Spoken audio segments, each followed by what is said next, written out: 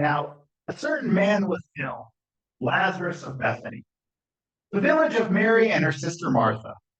Martha was the one who anointed the Lord with perfume and wiped his feet with her hair.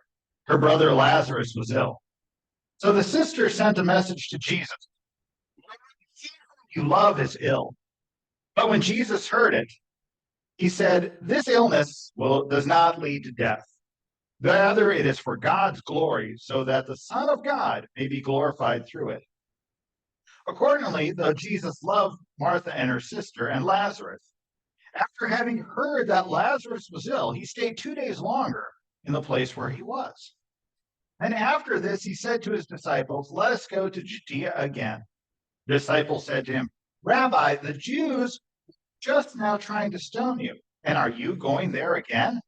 Jesus answered, "Are there not 12 hours of daylight? And those who walk during the day do not stumble, because they see the light of the world. But those who walk at night stumble, because the light is not in them." After saying this, he told them, "Our friend Lazarus has fallen asleep, but I am going there to awaken him." The disciples said to him, "Lord, if he has fallen asleep, he will be all right." Jesus, however, had been speaking about his death, and they thought he was referring merely to sleep. Then Jesus told them plainly, "Lazarus is dead. For your sake, I am glad I was not there, so that you may believe. Let us go to him." Thomas, who is called the twin, said to his fellow disciples, "Let us also go, that we may die with him." When Jesus arrived, he found that Lazarus had already been in the tomb for 4 days. Now Bethany was near Jerusalem, some 2 miles away, and many of the Jews had come to Martha and Mary to console them on their brother. When Martha heard that Jesus was coming, she went and met him, while Mary stayed at home. Martha said to Jesus, "Lord, if you had been here, my brother would not have died. But even now I know that God will give you whatever you ask of him." Jesus said to her, "Your brother will rise again." Martha said to him, "I know that he will rise again in the resurrection on the last day." Jesus said to her, "I am the resurrection and the life. Those who believe in me, even though they die, will live. And everyone who lives and believes in me will never die. Do you believe this?" She said to him, "Yes, Lord, I believe you are the Messiah, the Son of God, the one coming into the world." When she had said this, she went back and called her sister Mary and told her privately, "The teacher is here and calling for you." And when she heard it, she got up quickly and went to him. Now Jesus had not yet come to the village, but was still at the place where Martha had met him. The Jews who were with her in the house consoling her saw Mary get up and quickly go out. They followed her because they thought she was going to the tomb to weep there. When Mary came where Jesus was and saw him, she knelt at his feet and said, "Lord, if you had been here, my brother would not have died." When Jesus saw her weeping and the Jews who came with her also weeping, he was greatly disturbed in spirit and deeply moved. He said, "Where have you laid him?" They said to him, "Lord, come and see." Jesus began to weep. So the Jews said, "See how he loved him?" But some of them said, "Could not he who opened the eyes of the blind have kept this man from dying?" Then Jesus, again greatly disturbed, came to the tomb. It was a cave, and a stone was lying against it. And Jesus said, "Take away the stone." Martha, the sister of the dead man, said to him, "Lord, already there is a stench, because he has been dead for 4 days." Jesus said to her, "Did I not tell you that if you believed, you would see the glory of God?" So they took away the stone. Jesus looked upward and said, "Father, I thank you for having heard me. I knew that you are always hear me, but I have said this for the sake of the crowd standing here, so that they may believe that you sent me." When he said this, he cried out in a loud voice, "Lazarus, come out." The dead man came out, his hands and feet bound with strips of cloth, and his face wrapped in a cloth. Jesus said to him, "Unbind him and let him go." Many of the Jews, therefore, who had come with Mary and had seen what Jesus did, believed in him. The gospel of the Lord. You, Christ.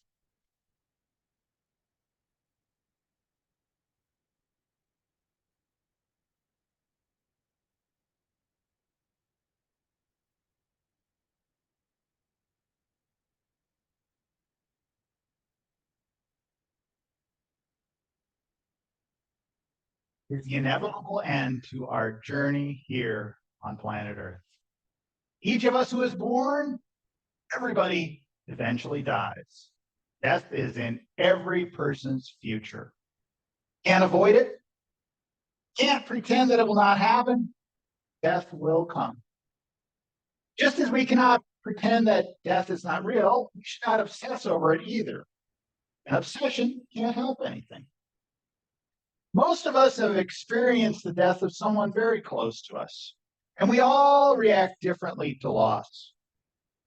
The death of someone close to us affects each and every one of us in different ways, and each way of processing grief is very different. For some of us, grief hits shortly after the loss. For others, that grieving may take years or may just come later.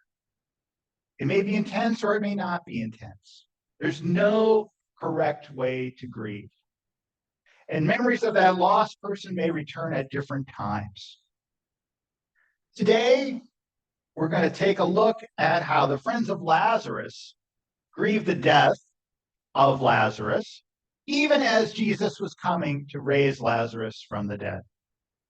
We will also consider that symbol of death found in that reading from Ezekiel and see what God can do in response to death. Now, as we read through the passage from Ezekiel, some of us may hearken back to some Sunday school lesson where we had a cartoon of skeletons jumping out of the valley and sinews and clothes coming back on the skeletons. Or some of us may hear that song Dem Bones, playing on the radio station in your head. And if that song is playing now, I ask your forgiveness in advance.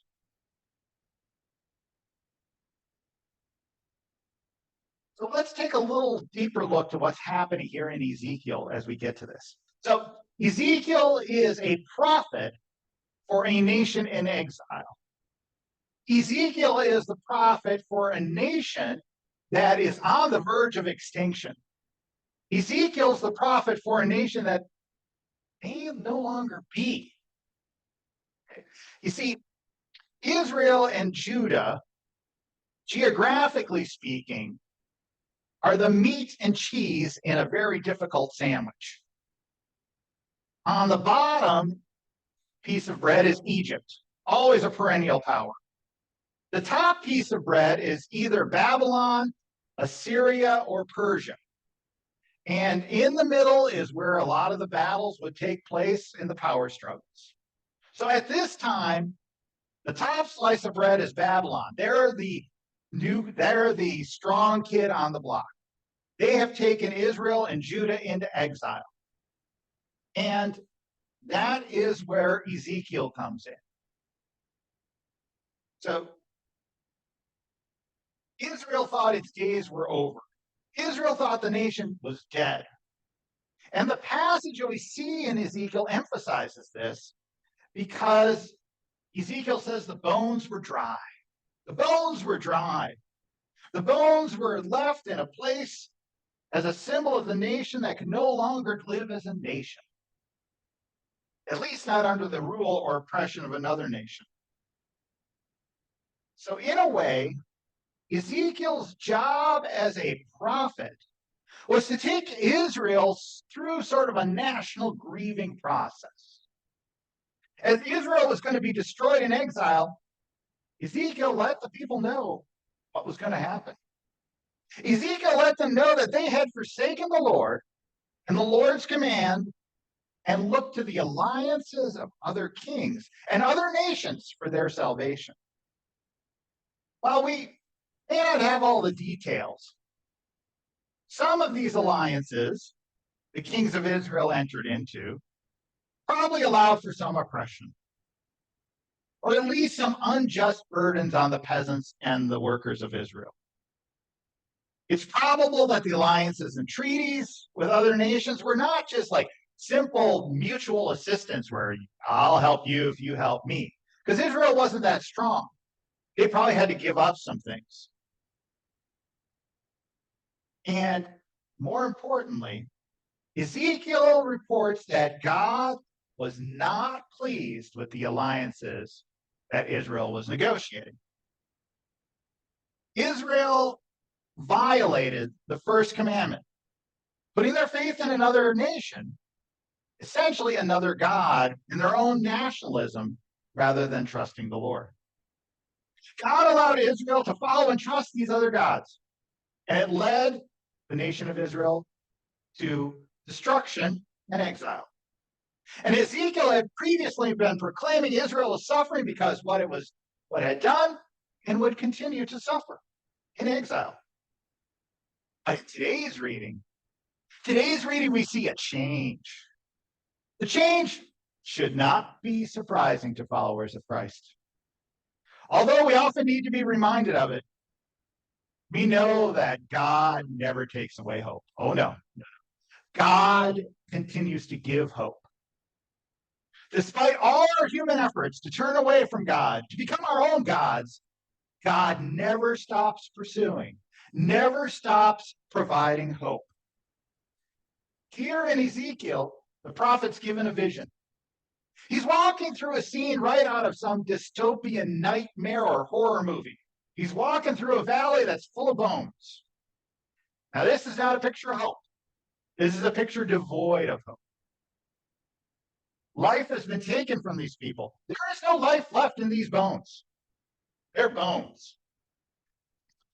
Then the vision focuses on the prophet, with God asking the prophet a question. Can these bones live? Can these bones live? Can this hopeless place become hopeful? The prophet wisely says to God, God, you know. And God, through the word and breath of the prophet and the own spirit, causes the bones to be covered with flesh, and the breath of the Spirit of God into these bones to become people again. The place, the scene of hopelessness and death has become a place of new hope and new life.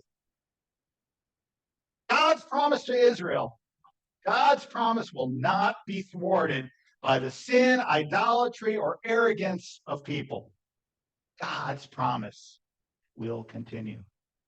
God's promise will create life when all we humans can see is death. As we move to our gospel lesson, death is also central. Lazarus has died. Jesus was told about Lazarus' illness and impending death. The message was given to Jesus from the sisters of Lazarus: the one you love is ill. However, Jesus did not immediately leave to be with his friend. Rather, Jesus stayed where he was for a few days. In the text, the disciples are warning Jesus about the place where Lazarus, Mary, and Martha lived. The disciples were concerned about Jesus' life. They were worried a mob instigated by the temple leaders would try and stone Jesus. And Jesus, actually resurrecting Lazarus, would fuel the fire to see the Passion Week that we will soon be celebrating and observing. You see, Jesus' disciples did not yet understand that for Jesus, death is not the end, but rather a step toward the ultimate goal of victory over death. Jesus tells them, we're going out in the daylight, which could mean they're being defiant in the face of these threats. It could also mean that they've got God's protection, or both. Those who seek light in this world, those who seek Christ, do not ultimately stumble. We do stumble, but we don't ultimately stumble, and we are not overcome by the darkness of evil forces. But instead, with God, we can walk on that solid path with Christ. Jesus told disciples that he was going to wake Lazarus from his sleep. Now, this confused the disciples, because they were pretty sure Lazarus was dead. Jesus knew Lazarus was dead as well, but I think he was letting the disciples come to this conclusion a little bit on their own, that Lazarus would be raised from the dead. Martha, Lazarus' sister, goes out to meet Jesus. Martha, the sister of Mary, the one who is the sister who's all concerned with making sure everything's put together correctly when Jesus comes over for a visit. Martha, who kind of gets the bad rap of kind of being a busybody to make sure everything's going good when Mary's choosing to be with Jesus. Yeah, that Martha. She goes out to meet Jesus. What we see in Martha here is far from the character of a busybody. Oh no. This Martha is an example of faith, and perhaps one of the better examples of faith that we can find in all of the Bible. Because Martha's answers to Jesus' questions really show her faith in trust in Jesus Christ. Martha's first words to Jesus, Lord, if you were here, my brother would not have died. And Martha's sister Mary and others repeat this later on. Because people are acknowledging the power of Jesus. They say that if Jesus could heal the blind, maybe he could have healed Lazarus from whatever he had. But what Martha and the others did not yet realize is that Jesus does not promise to prevent death. Jesus doesn't promise to prevent an earthly death. But what Jesus does promise is that those who die will be raised again. Jesus promises resurrection. Jesus promises not preventing earthly death, but promises to raise us from the death. Martha also tells Jesus that she knows. He knows God will give Jesus whatever Jesus asks of God, whatever it is. Jesus tells Martha that Lazarus will raise from the dead. And Martha replies with hope. It says that she knows her brother will rise again at the end, at the resurrection, at the end of all times. Then Jesus tells her that Jesus is the resurrection. Jesus tells Martha that he is the resurrection and the life, and that those who believe in him will live even though they die.